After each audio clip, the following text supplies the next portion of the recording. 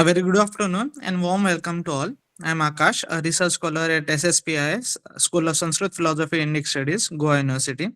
I welcome you all to the 28th monthly online guest lecture organized by the research scholars of School of Sanskrit Philosophy and Indic Studies. Our today's lecture is titled Vikramśilā University, a glorious past of ancient India. The guest speaker for the talk is Dr. Gyan Prakash.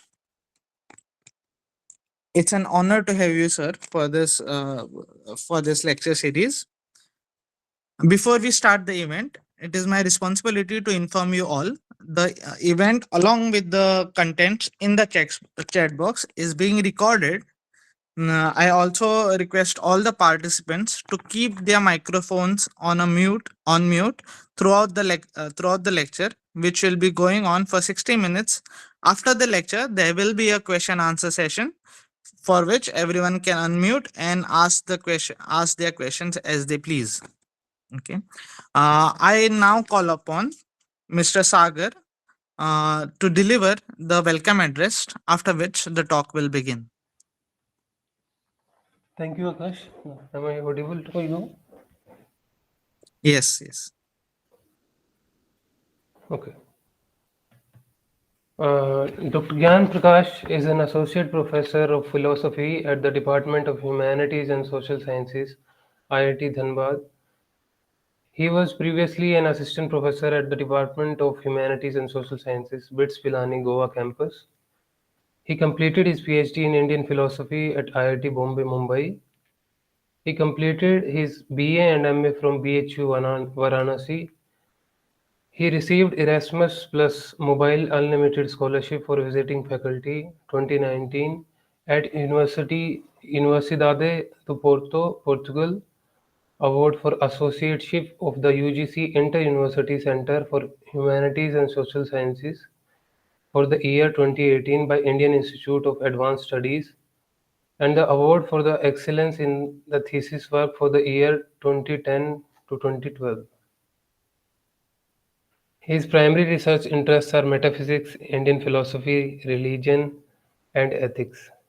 He has published in many reputed international and national journals and is working on a book on metaphysics and Abhidhamma philosophy. With that, I would also like to welcome our dean of our dean of our School of Sanskrit Philosophy and Indic Studies, Dr. Koshi Tharakan, and all the faculty members at the Goa University, along with all the research scholars and students at the Goa University, and also all the participants. With that, I would like to hand over mic to Dr. Gyan Prakash ji to kindly deliver the lecture. Thank you so much, Sagar and Akash, for introduction. First of all, thank you so much, Professor Kosi Tharkan, and for this invitation and giving me an opportunity to share my thoughts at this platform. Also, I would like to thank Sia for she's like continuously she's reminding and asking things. So thank you so much, Sia, for your effort. And I also appreciate that all of you is coming together for a discussion. It's a wonderful platform. And also, I would like to thanks all the faculty member, the department, for coming and listening to me. I mean, so and all the dear students, thank you so much, all of you, for your time. Today, I'm going to talk about the Vikramśilā University, a glorious past of ancient India. Let me first share my PPT, then I'll start.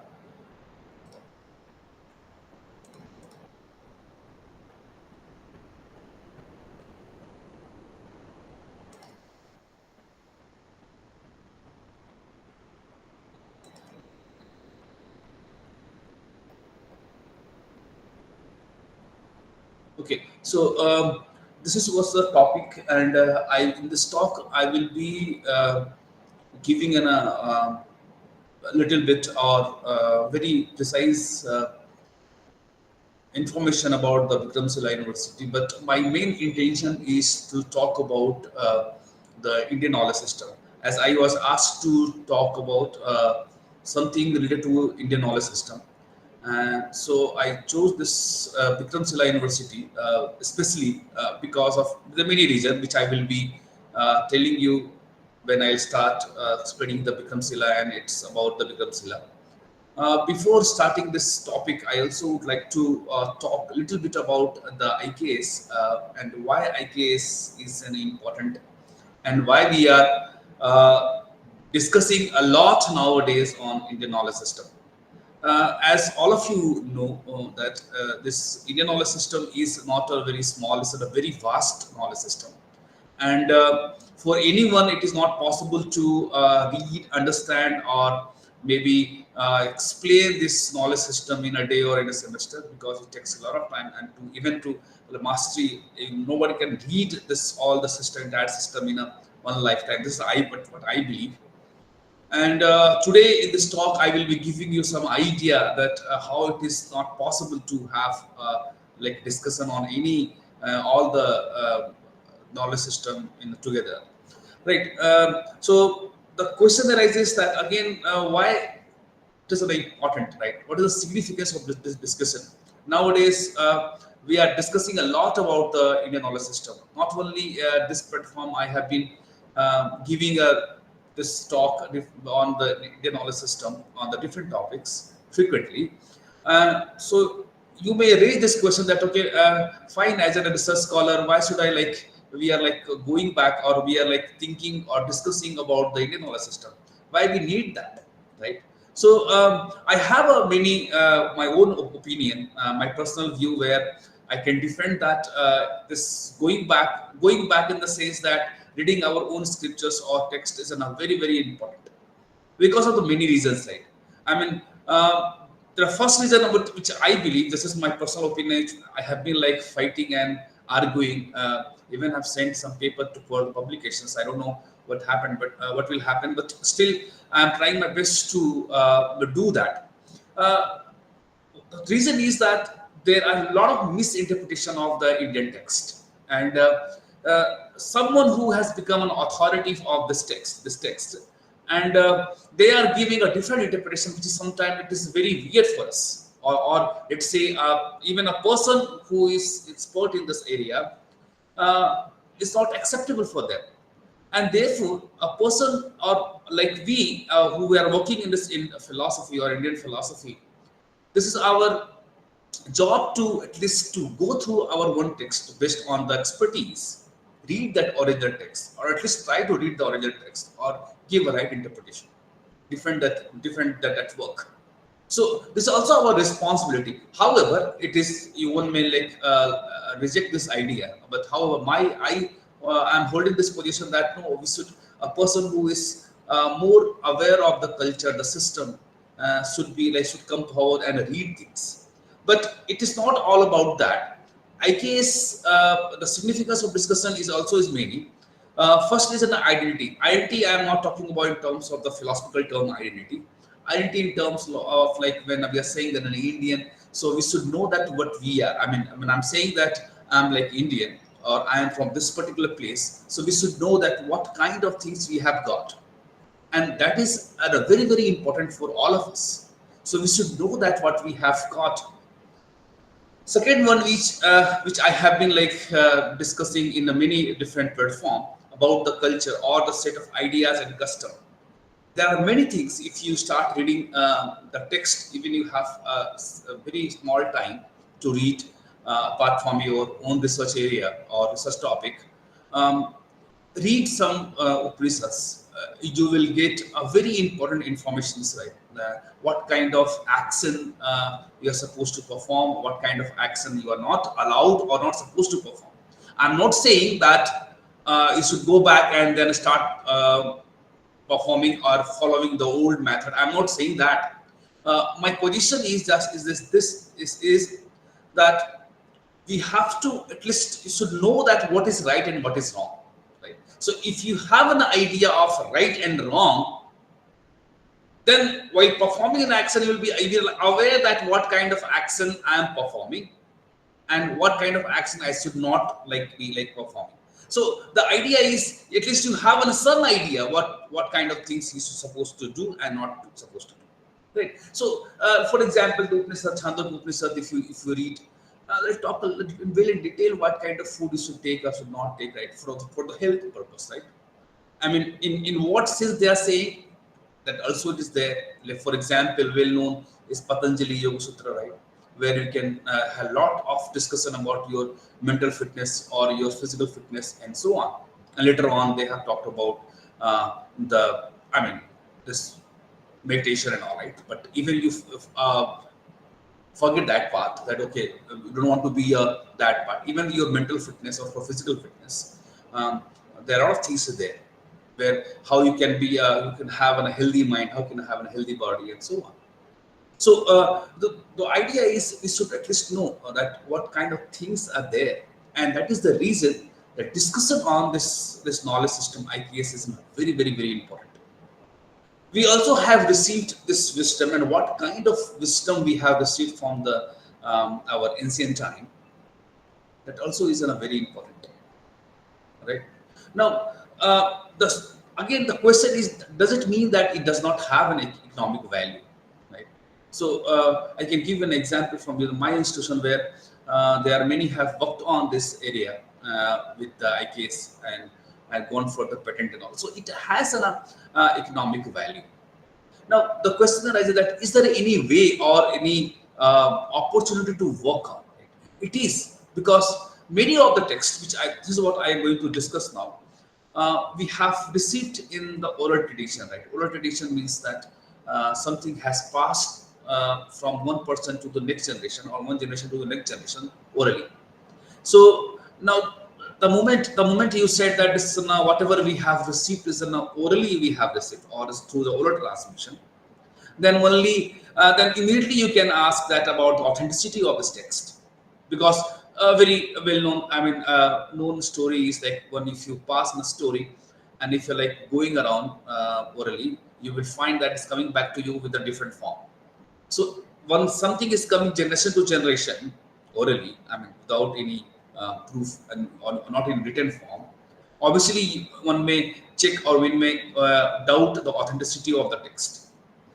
So you also will understand while reading and understanding that how we have received this text in the original form, all right, without any alter. So or there are many researchers has worked and published a paper saying that even alteration is not possible because of this structure of the slokas and all. And then you also have to go well in detail that what is the oral tradition and how it worked and so on. So that is again a different topic. So I don't want to touch that part because I supposed to discuss the Vikramśilā today. Just I wanted to put this idea in your mind. So whenever if you have interest, you should, I think, in your area of interest. For example, you are working on the philosophy of mind and consciousness and epistemology. It depends on your interest. You can go back and check the Indian system, that area, and then read and understand things. You will find mind-blowing arguments in the Indian knowledge system. Such a strong argument of in any metaphysical or ethical or epistemological, it is difficult to find in anywhere. So this is my personal opinion, and that is the reason I believe that IKS is a very important, a very significant, and we should think of it, discussing and reading this ancient text. Now, the question arises that why I in the IKS, because of the big umbrella, why I purposely has gone to this Vikramśilā University. Why not something else? To choosing this topic, it is very close to my heart. The reason is this, that it also will show you the scope of study, right? Scope of research in the area, right? Because Vikramśilā University is not like another university, for example, Nalanda University. Nalanda University is we have a lot more idea and knowledge about the Nalanda University, right? So we'll come back to this point.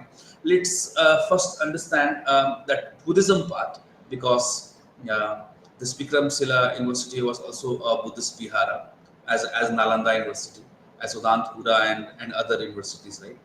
So I'll give you a brief idea about Buddhism. I'm not going to talk about the philosophical, basic philosophy of the Buddhism. My point is here is just to put in your mind about something about the Buddhism, and then I will reconnect it from the different point of view. So, as all of you know and aware of the Buddha and how Buddha came to this place and gave a very important teaching. Um, However, there is a controversy, or let's say that there is a stand that Buddhism is, which is against of Hinduism, or something which is standing in a parallel system against the Hinduism. My personal opinion, I believe that it is not true, right? And it has been like projected like that, but it is not correct. And this is what even I am like arguing for that how Buddhism is not against the Hinduism, and even further up a few slides I have mentioned how Hinduism and Buddhism is not too different. However, Hinduism word is in a loose word here, so we would take it as an Vedic Upanishad system. So it is not against of that system. So I see Buddha as a social reformer, and he presented religion in a very different form. But again, if you read the Buddha life and how he left the house and went to the for the meditation and all. Before, during those periods, he met Sankhya teacher and got many things. So the Sankhya idea of Prakriti is and also very close to the Buddhist idea of Avidya, and you will find a lot of similarity between this Prakriti and Avidya. My point is, the intention is to tell you all these things, that Buddhism or Buddhist philosophy is not against of the Hinduism, right? And it is not on a different and against parallel system of the Hinduism. This is what I'm like trying to argue. So my point is, Buddhism is not like that. Buddhism also has presented very differently or wonderfully the present system. Many of the idea you will get from the Vedic system, right? So anyhow, so this is what there was a teaching, but there was as all of you know, that was there no method to record the Buddhist idea or what Buddha said. So we have really no idea that what Buddha said, and because there was nothing written form, right? So after Parinibbana, there was some word going around against the system. So all of them monk came together and they rehearsed this Pitaka, let's say, right? So that they came together, they started discussing and approving the rules and regulations of the monastery, and at the same time the dialogues of the Buddha, and so many things, right? So they rehearsed, let's say. And now after 110 years after the Parinibbana, this is an important point. It's called Vaisali affair, and it is a very important point here. What happened that after 110 years of after the Parinibbana, the monk of the Vaisali, because they were also gotten a publicist, they were publicist, and they had relaxed certain rules of the discipline. Especially what they did, that they started taking gold and silver money in alms, right? So they were not were like going for the food, but they also started living their lavish life, right? And there is a monk called Yash later on, in after 110 years, who visited that Vaisali, and he was surprised to see everything. That how the monk, how this bhikshu are living in the Vaisali, and what he did, that he protested against this what was like going around. And if you read this incident, right, it will be very interesting going through this legal proceeding and also, which is recorded in Vinaya Pitaka, where first he's protested, right, that you're not supposed to do this and so on, and then he also referred the Buddha teaching and telling them how Buddha was against all these things. So he properly explained that we're not supposed to do this, and he also, our system is not allowing us, or does not allow to do that. So they Vikshu from this Vesali, the monk of the Vesali, what they did that they offered first few things, right? Okay, take it something, and later on, then they started a legal process. Right? But however, this monk, yes, was legally he was right, and he always going with a monk who is a witness, as in a witness, right? So legally he was correct, but finally they suspended this person. Again, this is what the legal process. So someone is not falling in the on the line, then uh, they're supposed to do that. So they fired this person, then they suspended this person from the community. This yes immediately left the Basali, went around for the support, right? And then also he got many support from the different places. And then all of them is come together. There are many monks, around 700, 800 monks came together, and they discussed well in detail, right? There are text is argues that this discussion was fruitless. I mean, sometimes their dialogue or their what they were saying, it was meaningless. It was not directly addressing to the point. So they form a committee and let's go on like that. Later on, they realized that it is important to rehearse again. So that was second assembly and all, where they rehearse all the sutta. Later on, this system divided in the two part, as all of you are aware of that, and the Hinayana and Mahayana philosophy, right? Where that Hinayana is like elder brother, and the Mahayana is later on. They have like um, talk a lot about the Buddhist philosophy, but in different form. Right. What my point was here is that how this visit of yes, right, to the Vesali place and time of after 110 years after the Parinibbana, gave an opportunity to add and delete things, right? Because when they were discussing about the system, they also realized that there is no way to reject the idea, that there is no way to ban a person to accepting a gold and silver in our, right? So that is the reason that they started rehearsing again. So when Buddhism later on, and now I will take you to the 6th and 7th century now, where there is another monk, his Kalasan, and monk of Gandhar. And this person composed Yogacara Bhumi Sastra, that's 6th, 7th century. And he also, what he did that in this text, when he wrote this text, he paved the way to growth of tantras. Now, let me just connect these 2 points. Why I discussed the second assembly and few incidents before the second assembly, and now the sangha from the 6th, 7th century. The reason is that whenever anything, a new thing is coming to the Buddhism or any system, so the one thing is that other thing which is coming to this Buddhism is in a very strong. At the same time, this Buddhism also is allowing other tantra or other system to come inside, right? It's called religious inclusivism, where they are going to include many things to their own system. They are allowing the other system to enter and going to adopt many things from that there for that religion.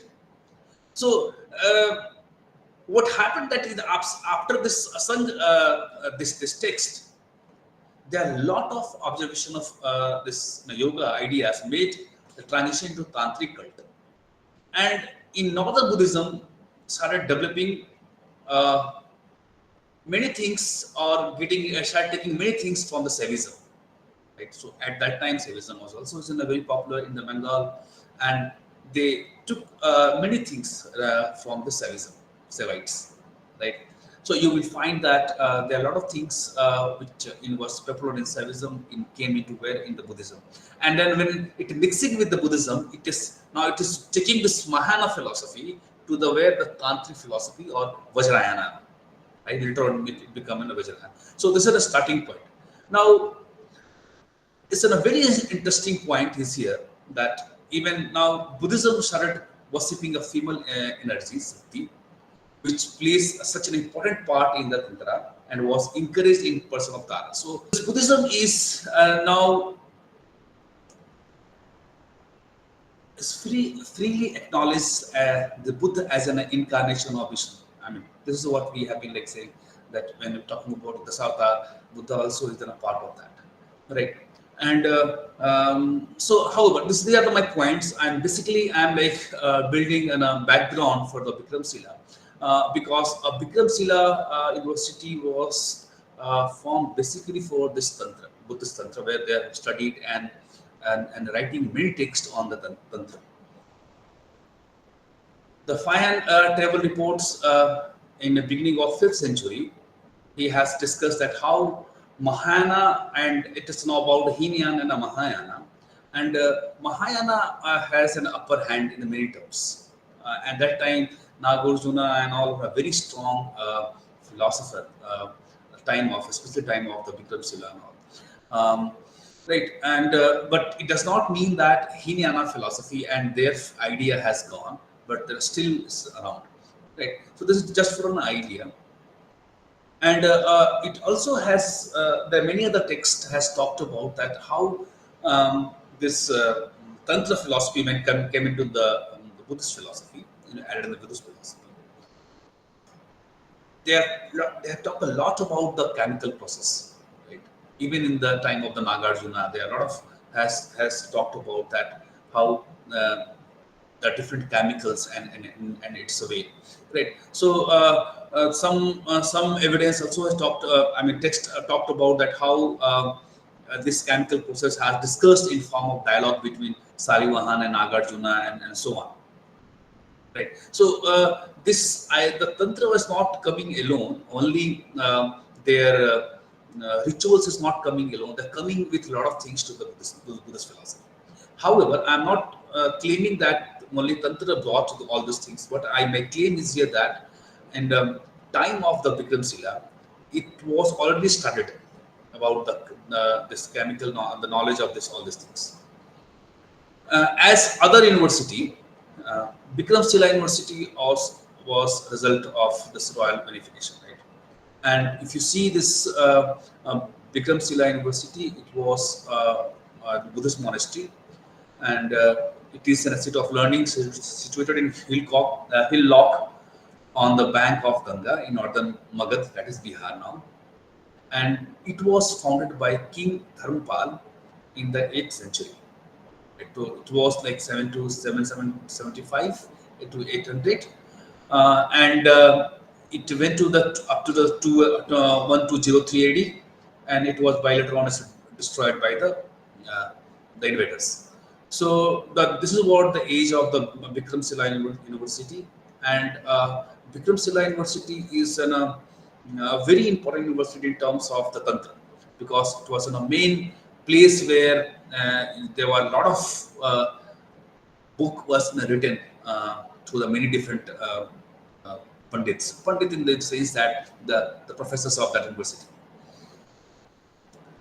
Now, this Dharmapal, or especially the Pala dynasty, is a very, very important at this place in terms of when we were talking about the Vikramśilā. So, like, it is a very important also to talk about this Pala dynasty. And this dynasty, what they did that not they established this Vikramśilā University, but also they gave a very liberal environment to this university, right? I mean, liberal in the sense that suppose there are like one person and they are like giving some money to the person. So not only for the one person is not getting a portion of one, but is getting a portion of four. So what very lavishly they have given things to the university, so that they can provide a free boarding and lodging to the resident and non-resident monks studying at the place. So that is an important. And surprisingly, it was this Pala dynasty all it started in 750 by Gopala, and it went up to this 1162. I mean, this Madan Pala was not last one. Even after that, few person came after. I mean, this dynasty, but there are controversy about that. But at least 1162 AD, there no controversy. All the historian has accepted that it was there. Madan Pal was there. So I'm not. This is not only four. There are many. If you see that Gopala is first, and then next is Dharampala, who is son of Gopal, and Devpal. And after Devpal, there are many. Even you can see the timing, a lot of timing difference, the year difference. And the last one is Madanapal. We can't like go in detail this in Pala dynasty in detail. Why I brought this chart purposely because to show you that the son of Gopala who established this Vikramśilā University, right? And after this Dharampala, none of them like we can claim that they haven't they didn't support the university. All of them has supported as Dharampala did, right? And that is the reason that Vikramśilā grew at that time like anything. Right? So all this Pala dynasty has supported this university generously. It is not about they have their I mean, at least text is not saying that, and I have no idea because whatever I'm saying, it is based on my reading, or let's say that is my limited reading. So I can't claim many things which I haven't read, right? So at least I haven't gone through anywhere where it says that any of the king of this dynasty has some bad thought of this Vikramśilā University. So all of them have they supported this university very generously. Again, as I said that Vikramśilā was not as fortunate as Nalanda, especially in the matter of this conservation of its history, because in terms of Nalanda, we also had many foreign visitors and Wansang and other visitors, and they studied here for several years. They wrote things right about the Nalanda University. They preserved in a different language, but still we have some idea about Nalanda University, how it functions, and how one can come to the Nalanda University, taking admission to everything. But Vikramśilā was not that fortunate, right? So we really have no much idea about the Vikramśilā University. We really have no idea about the number of the monks or the professors or the teachers. We have very, very less idea. So Vikramśilā University, what we can say is really we can talk about the Vikramśilā University in terms of its scholarship, and not more than that. However, it also have a little bit of discussion about how Vikramśilā University is all about. So I will talk those things. There is a person called Lama Taranath, and he wrote a book, History of Buddhism in India. That is in a Tibetan. He wrote in Tibetan. It is an English translation of that. I also again have taken from a translation. So in 1608 AD, so he completed and this Taranath, and he was in the right position to doing that because he at that time text claims that he was a very learned person. He is well known in his Sanskrit, Tibetan, and many other local languages, and he also had an access of many texts. Right, so he was the right position to do that. However, there was a claim that Taranath did not translated many things to the text. Otherwise, we had like many different things. But anyway, Taranath wrote this history of Buddhism where he had talked about the Vikramśilā University, and his history is not giving a very important and everything, all the information what we require.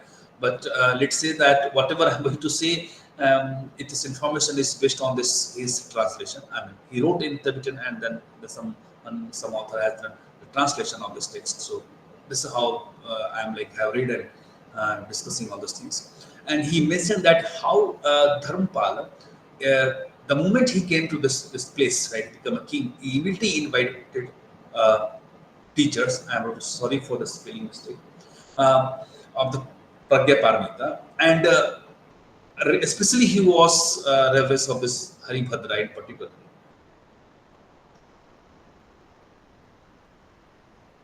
Now, this text also mentioned that about the Vikramśilā Vihar. Vikramśilā Vihar is and Vikramśilā Vihar is in a big university, and in the center of this university was a temple where there is a human-sized status of Mahabodhi. So I will just little bit talk about the Vikramśilā University. Vikramśilā University was planned university and very accommodative, and in this campus it had like 108 temples and 6 college buildings spread out like a lotus petals, right? And all the school, this colleges has I mean, as I said that they had a temple, Mahabodhi temple in the center, and opening with the 6 gates leading to the 6 colleges, right? And surprisingly, all of these colleges, right, the 6 colleges, they had a very spacious hall for the lectures. This college has a standard strength of 108 teachers and a central hall. That central hall called is House of Science with 6 gates opening the 6 colleges. So there is a 6 colleges, and there is an in center, there is a big hall. It is called the House of Science. Now, this 6 gates has a very important thing. I'll explain you what is the 6 gates is all about. However, this university walls were also painted in a different form. The text says that this paint is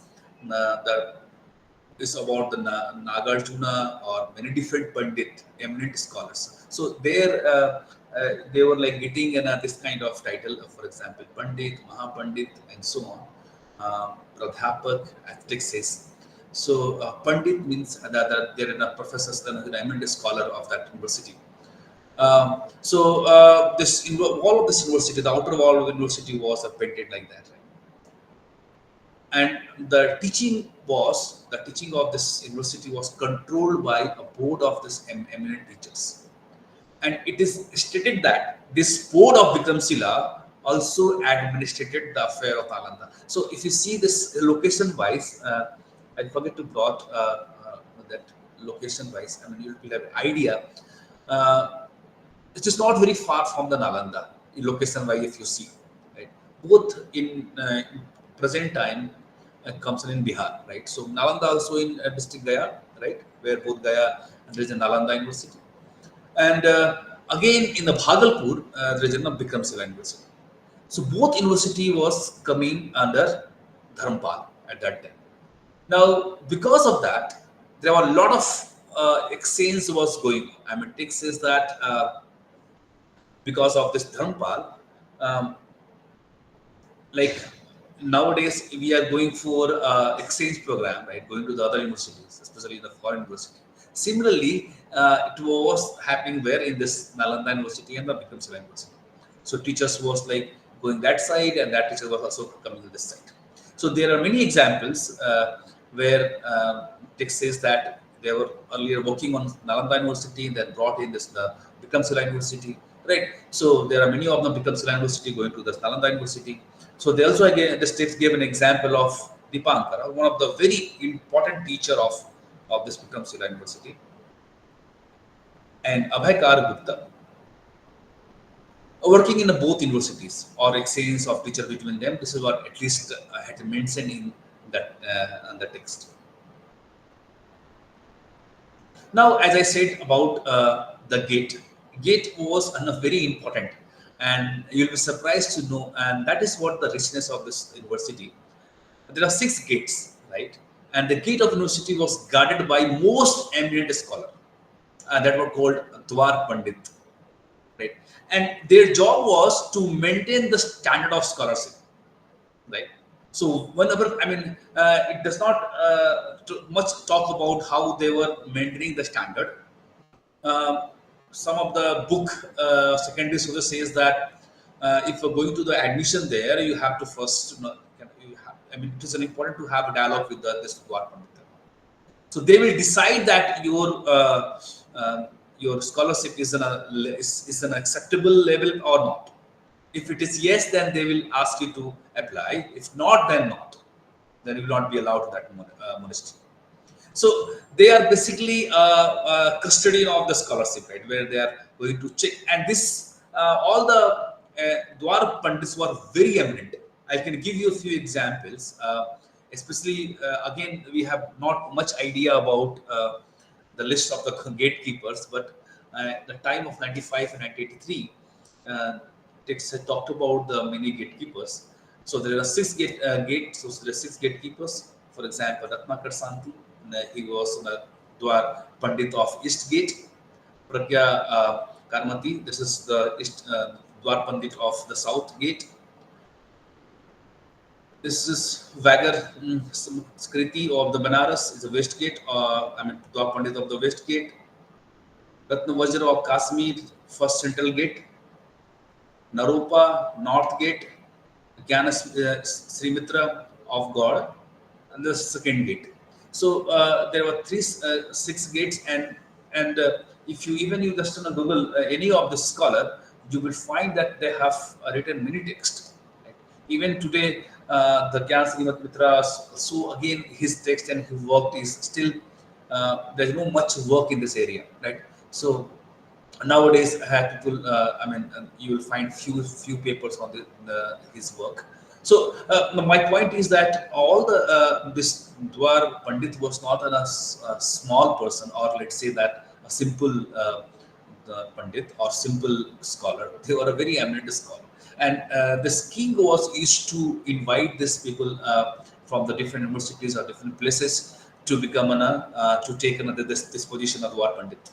And Dwar Pandit was again is in a very this is what I can assume. It is not written in the text or nor in the secondary source, but while reading this, going through this this Vikramśilā University, this is my observation that it was in a very respected job even for that time, and they were like accepting like that.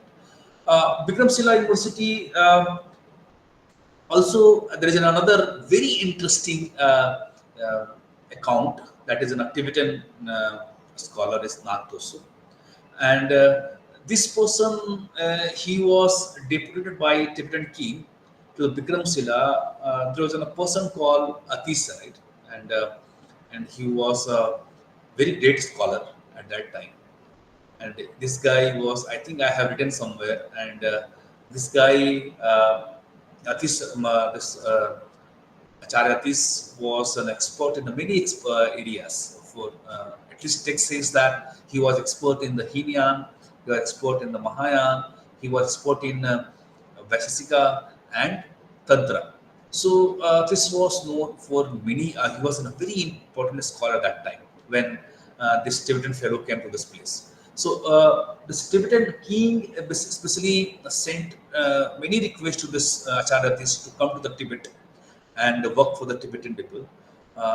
It was very important to bring someone from Vikramśilā to Tibet so that they can have a proper professor, let's say, who can teach, who can write, who can work on Tibetan language.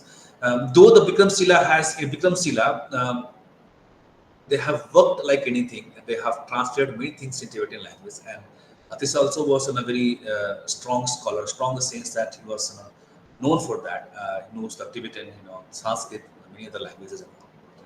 So when this person came to the all the way from Tibet to Vikramśilā, to Bihar, so there was certain rules that nobody can break that rule. So when he reached the Vikramśilā, by time according to rule the door was closed.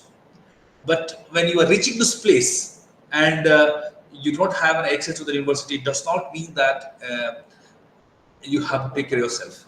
It also means that next to the door there is a place where you can stay for a time being.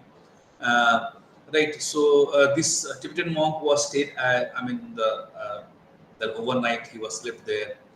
and he was asked to stay because of the rule. He can't. It's not possible to go inside the campus, so he had to wait till morning. So he waited there, and the early morning when this door was open, he went inside, and it is in a very long account how he met many different person. Everybody asked about this monk and about how is he and so on. Anyway, this guy, he expressed his desire that he is here to take Acharya Atisa to Tibet.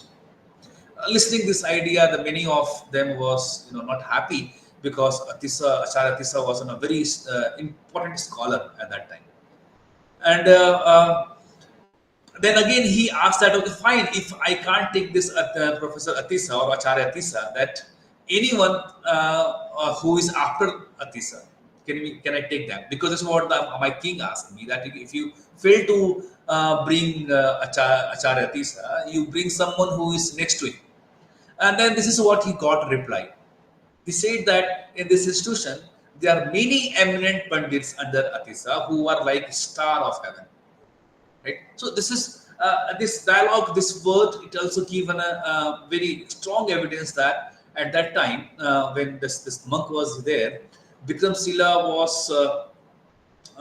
was full of this kind of scholar, right? I mean, and there are one example I also would like to mention here, Ratnakar, that is again a very important person. He was an expert in Hinayana philosophy, Stavira, Ratnakar, and he was very respected there in this Vikramśilā. So one should not take it that Vikramśilā University was only for Mahayani or the Tantric. So they also were teaching there many other school of thought. So Hinayana philosophy, and then, as I said, the many things from the Hinduism they also were doing, right? They were like teaching and discussing there. So Ratnakar was a very respected person right there. I mean, why I am saying this, because it proves that Hinayana was also discussed that. It does not mean that only Mahayana philosophy will be taught. Now, this person, he asked that how I can meet this Acharya Atisa. So, for request and all, you have to meet, right? And then give a personal message to this Atisa. And he got that he said that, look, tomorrow we'll have a religious assembly. I mean, this is what he talked about, the assembly. This is the religious assembly of Vikramśilā. And text says that he mentioned that tomorrow we'll have this grand progression of all classes of monk. All classes of monk, they're mentioning that 8,000 Vikchu will be assembled together. It also means that of all classes, means all colleges, if you take, it is an 8,000 Vikchu. So we are not sure. I'm not sure whether when they're saying that 8,000 Vikchu will be assembled, it only means that all of them from there, only from this Vikramśilā University, or they're even coming from the non-residential Vikchu, and so that we have no idea how they have done. But again, this account goes on, and they say that how this assembly, it was taking place, and one by one, how the many different Acharya was coming on the stage, and when the person is coming, I mean, senior person is coming, all of them is raising their hands. So this guy was basically like guessing who is Professor Acharya Atisa and so on. And finally, a person came, and he is writing in his account that when this Atisa came on the stage, everybody was like, I mean, his face was with a smiling face, and also he mentioned that he in his vest he had a lot of keys, bunches keys, but it clearly means that he was responsible by charge of many monasteries and all. So this is how he first time he saw Atisa, and he also mentioned that after seeing this person, you will realize that you have met someone who is in a it's not like a I mean, very beautiful personality. I mean, he can't like express that. So everybody wants this person.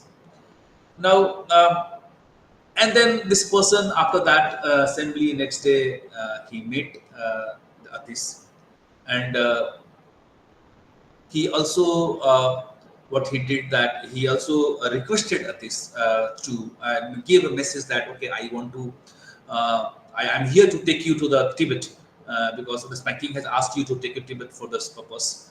And even this Acharyatis has received this kind of message even before that, so he was aware of that they have this intention.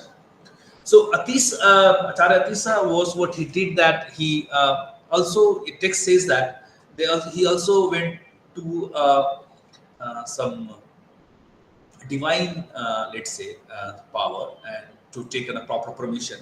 And text says, I am not mentioning everything here because we don't have much time. That there's one lady, monk, nun, and she said that yes, this is what I have taken as it is from the text. And she said that yes, he asked that this is what I got an offer, is it okay if I'm going to the Tibet?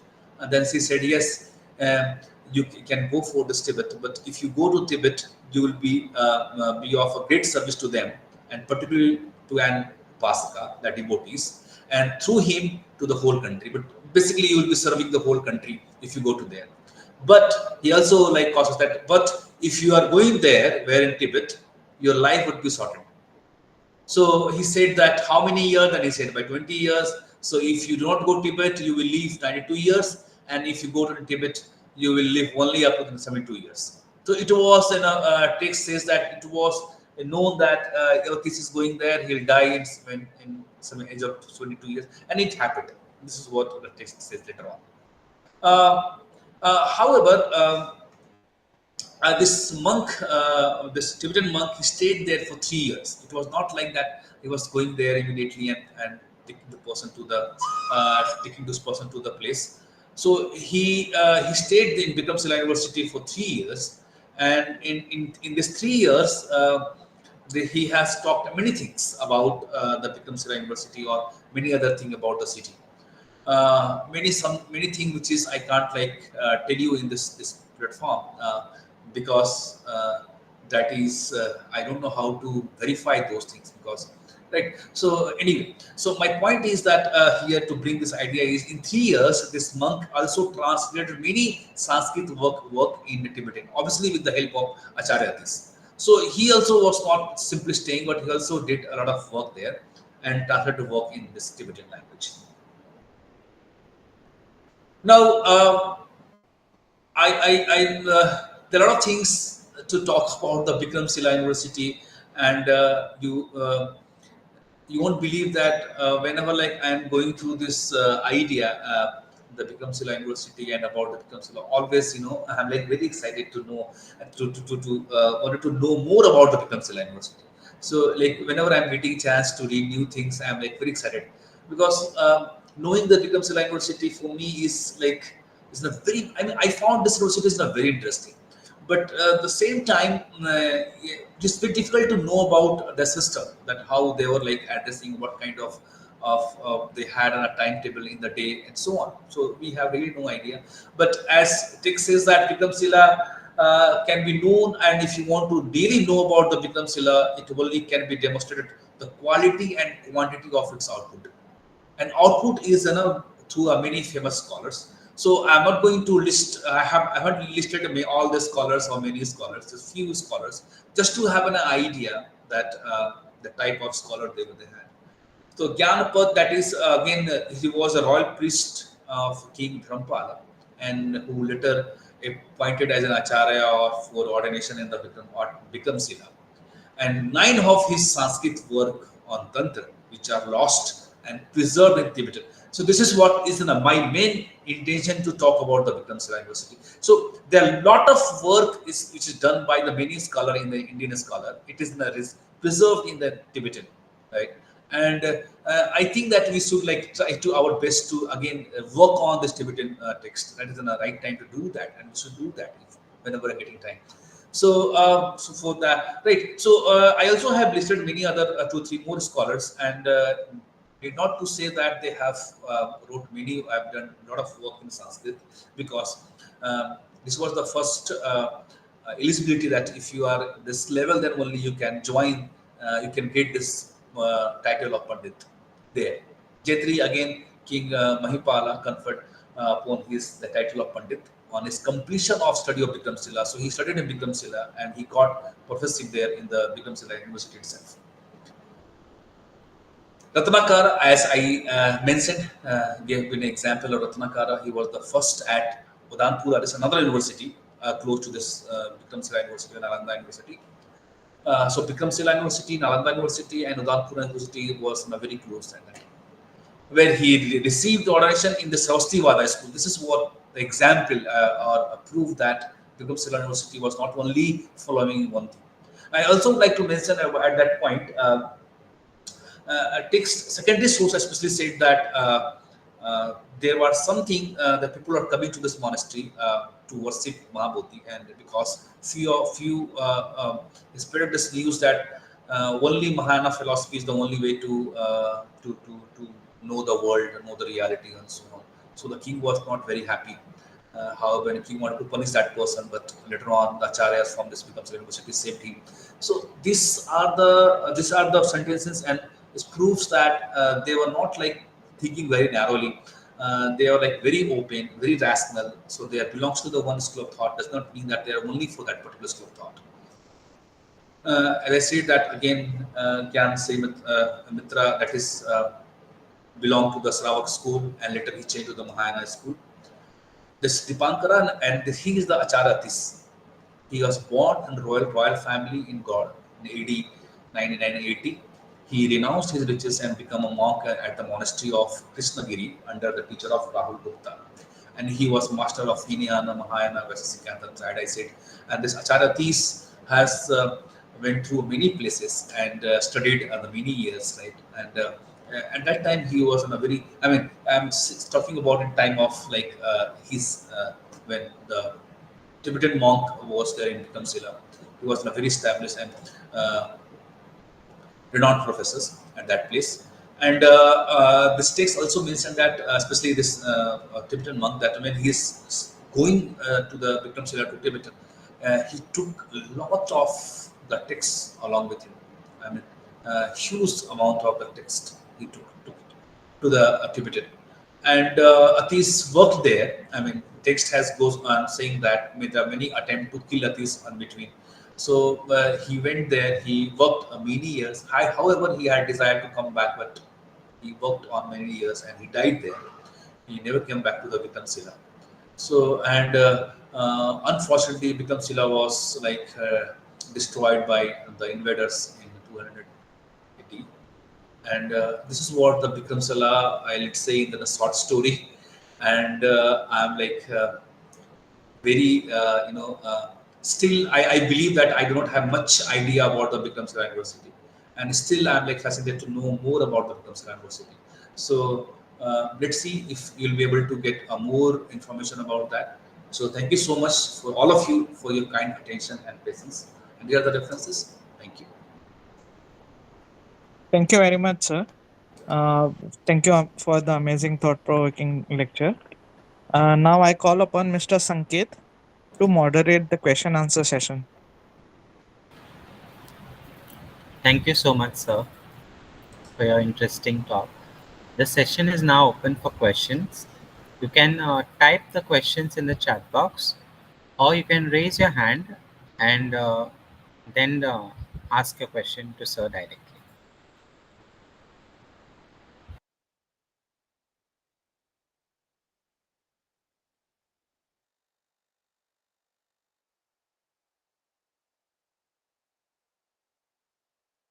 Hello. Hello. Yes, Can you ma'am. hear me? Yeah. Yes, you're audible. Please ask a question. Yes. Professor, I would like to ask about the education system of Vikramśilā University. So could you please guide on that? According to text, right, as I said many times while presenting this this idea on the Vikramśilā University, the text has not talked in detail about what kind of system were there at that time, but it talks about that how what kind of courses were taught. Like, so they said that the philosophy, the science, also they have talked about the different chemicals. Those things were the part of their curriculum. But if you ask me that what kind of how they were like getting a degree, and what was the system, that really is not, I'm not aware of that, or at least I haven't gone through that. So I have tried my best to do that, but it is difficult to talk about that system. But yes, certainly I can say that in Vikramśilā University, it was a very different, wide range of the philosophy. Not only philosophy, science, Vedic science, and all. It was a part of the curriculum, and they were like also when like this Tibetan scholar, when he reached to this Vikramśilā University, he has written in his account that how he was welcomed by all the scholars, right? So whenever one person is coming from the outside, they are always welcoming that. It is not like that if you are not from that place, you are not welcome, and you are not from the different place, you are not welcome.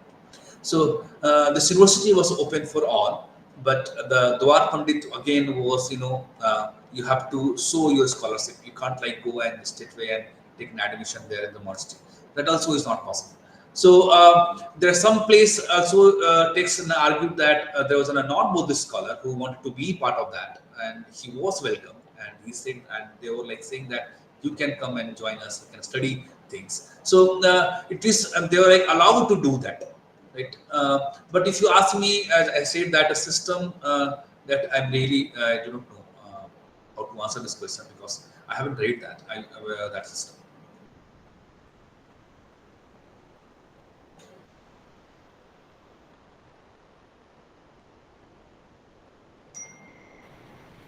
Yeah, that is true, sir. About the chemical science, I mean, because in time of Nagarjuna, they have a lot of about the chemical science and all. However, the timing was not known, but at that time Nagarjuna had already started. This is what the many secondary sources and texts says, that they were expert in the chemicals. And when they started this tantra and all, tantra they also started doing a lot of things, right, where we started using this chemical things or chemical science. And Vikramśilā was expert in that. I mean, there was expertise, including this Acharya Atis, and he said that it texts mentioned that Atis was expert in that, even the chemical science, or he expert in the chemical processing and all. But exactly, if you ask me that, okay, what kind of process and were like there, then I may not be able to answer these questions. We hope in future when we'll be translating many things to this back to this Sanskrit or maybe English language from the Tibetan sources, maybe you will be able to know more about the Vikramśilā University. Actually, yes, Dwar Pandit will check the scholarship. See, checking the scholarship, or at the moment I said that they were studying of scholarship, it only means that when you are going through an argument, you have to show your skill, right? Showing your skill. It is not about the nature in whether it is from the Upanishadic school of thought, or you're from the, for example, Sravaka school of thought, or any other for matter in the school of thought. It is all about your skill to understand the argument and again present the argument. So if you have that skill and if you have some knowledge, then they you're allowed to do that. See, it is in a very common that if this kind of students are in a group, right, where they all of them as they studied well and they have wanted to study, right, and they have a skill to argue and present an argument. So this group always, will be reaching, all of them will be reaching this group, right? So checking a scholarship, it does not mean that you have only knowledge from the one school of thought. Can be from any school of thought, but they will check your skills.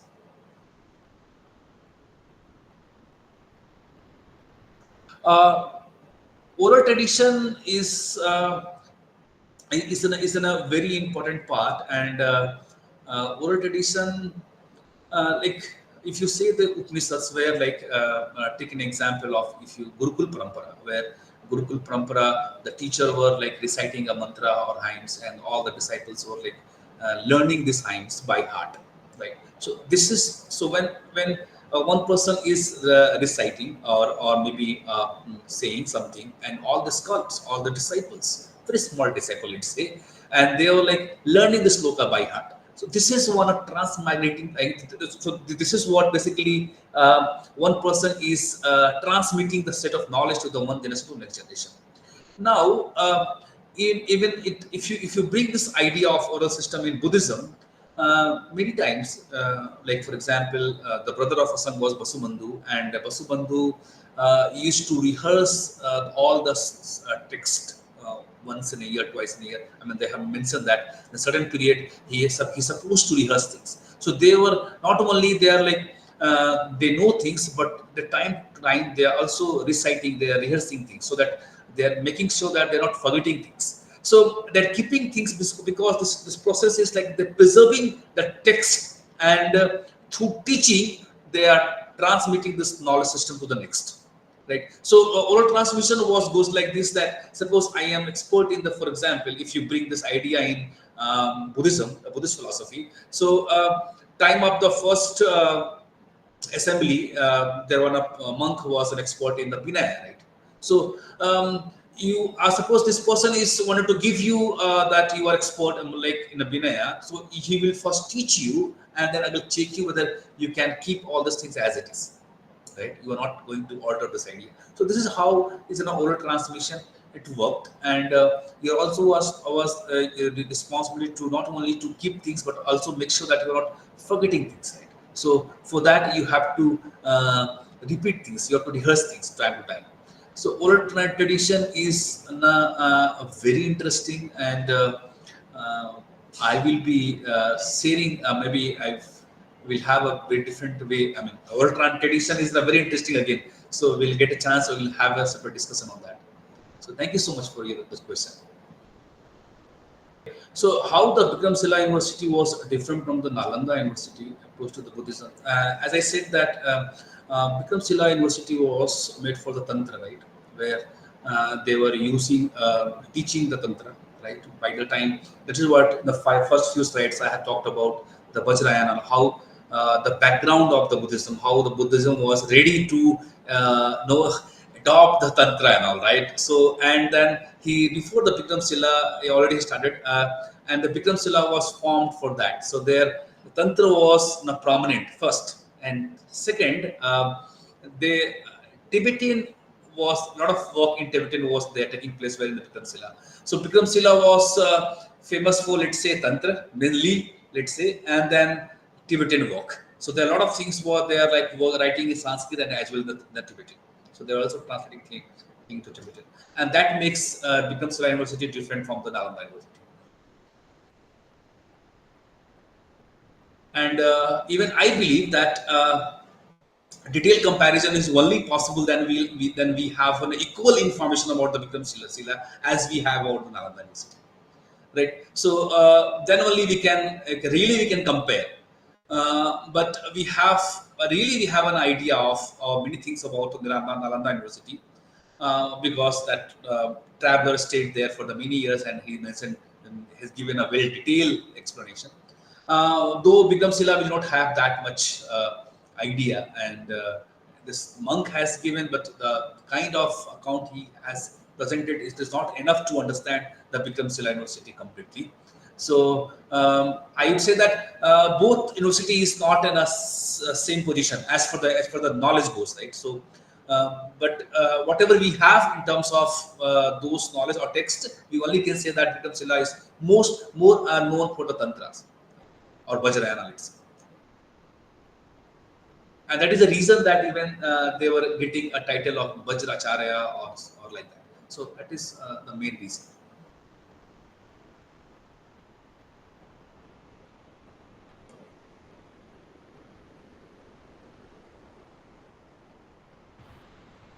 Is anyone yet to ask a question?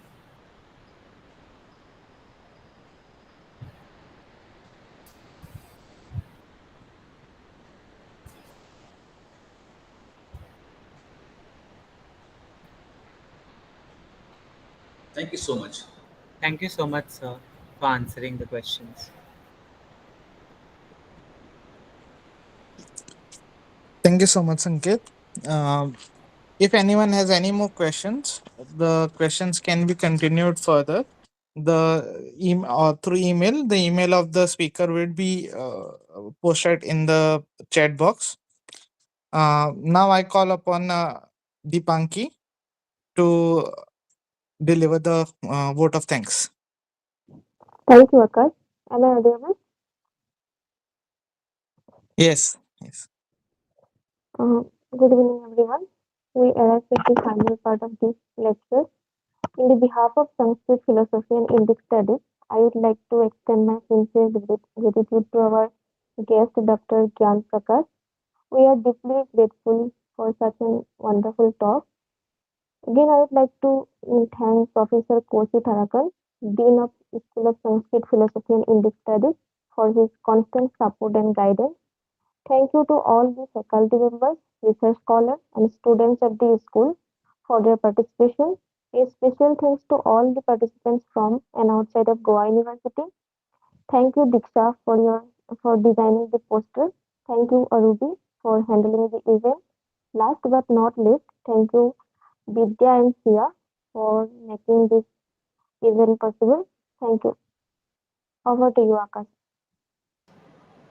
Thank you so Thank much, you, Dipanki. all of you. Thank you so much, all of you, especially Professor Kosi. Thank you so much. Thank you so much, sir. It is important to note that the recording of the talk would be available on the YouTube channel of the School of Sanskrit Philosophy Indic Studies. You can find the YouTube channel as Philosophy at Goa University.